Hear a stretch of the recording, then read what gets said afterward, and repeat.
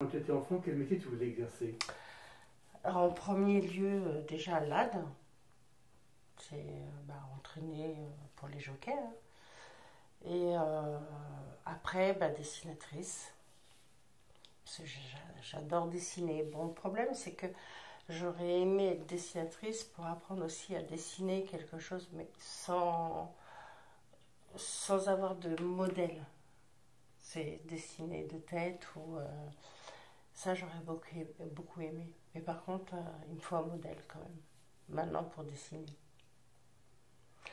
Mais j'aurais bien aimé faire ces deux métiers, enfin, un de ces deux métiers-là. Le premier, l'AD. Pour ceux qui ne connaissent pas, c'est quoi le métier de l'AD? On fait quoi quand on est en fait ce métier? Tu entraînes les chevaux, tu essayes d'aller le plus vite possible avec le cheval pour au galop ou au trot, ça dépend si tu veux être trotteur, enfin faire trotteur ou pas. Mais moi, c'est pas un truc avec le sulky, c'est pas un truc qui me plaisait. C'était plutôt monter à cheval.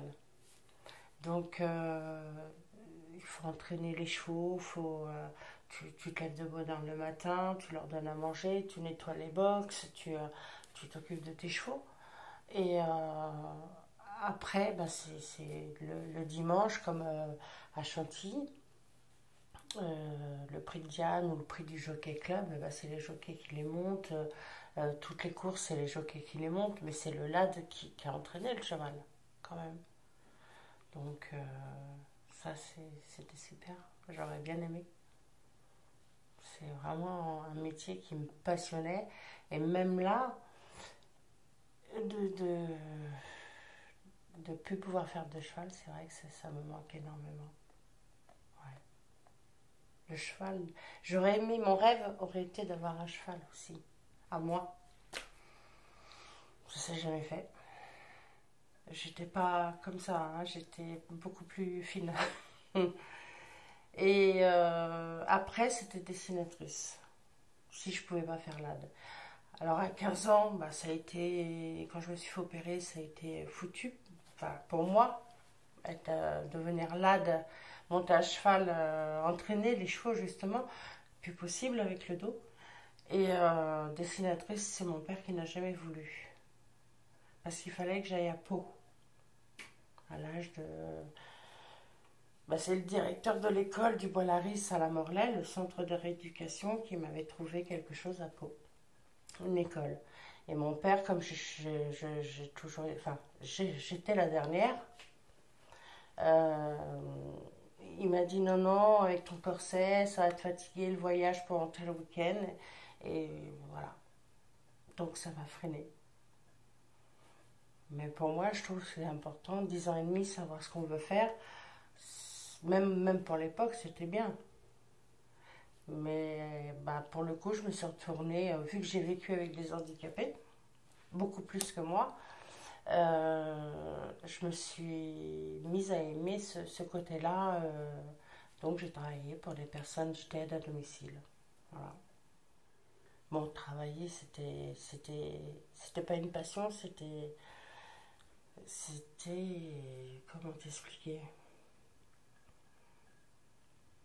J'y allais avec de bon cœur et j'aidais les autres. Et ça, c'était pour moi, je me sentais moins handicapée, même en ayant une plaque et des vis dans le dos. Je me sentais moins handicapée que les personnes en fait. Donc pour moi, je me sentais utile. Et ça, c'est pour moi, c'est pas une passion d'être utile, hein, mais j'adorais ça parce que je me sentais utile. Et quand les gens ils te disent vous voulez un petit café juste avant de commencer, puis après un petit chocolat avant de partir pour discuter, c'est parce que c'était pas le moment où tu avais un téléphone qui te disait il reste plus que 10 minutes. Donc moi je prévenais tout le monde pour dire je risque d'être en retard de 10 minutes, un quart d'heure, 20 minutes. 20 minutes, mais vous inquiétez pas, je viendrai. Mais voilà, ça me passionnait, ouais, ça me passionnait quand même, ça, malgré tout. Pour moi, je donnais tout pour ces personnes-là. Enfin, tout tout ce que je pouvais pour essayer de faire rire ceux qui ne voulaient pas. J'étais amenée à faire des toilettes d'hommes puis de femmes. Hein. Ça pouvait être gênant pour ces personnes, donc j'essayais de les mettre à l'aise. Je rigolais avec eux je les divertissais en fait pour qu'ils se rendent pas compte, que ça passe plus vite et puis qu'ils voient que c'est pas catastrophique de se faire laver.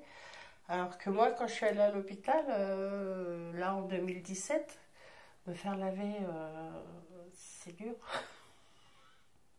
Ça m'a beaucoup changé. Surtout mon accident de travail parce que on a l'impression qu'on n'a pas de reconnaissance envers. Quand je travaillais dans l'Oise, je demandais à faire des toilettes que les gens soient debout, que je puisse les asseoir, mais pas des toilettes au lit. Et comme on changeait tous les ans de chef de secteur, je montrais une radio pour leur montrer que c'était pas des bêtises. Je voulais travailler, mais je pouvais pas faire ça. Et à chaque fois qu'il manquait quelqu'un, c'était allô Patricia, voilà. Donc c'était une personne âgée. Et mon accident de travail, c'est en faisant la toilette d'une personne âgée et handicapée. Et quand je leur ai téléphoné à 9h, parce que j'ai commencé à 7h ce jour-là, mon dos il était à froid et ça a craqué. J'ai senti mon dos craquer pendant la manipulation. Et je leur ai téléphoné. Ils m'ont demandé si je pouvais continuer jusqu'au midi. Je vais essayer, mais j'en suis pas sûre. Et finalement, on n'a aucune reconnaissance envers eux. Je me suis rendu compte que ceux qui ne peuvent plus travailler les laissent complètement tomber. Et ça, je leur en veux beaucoup pour ça. Ouais.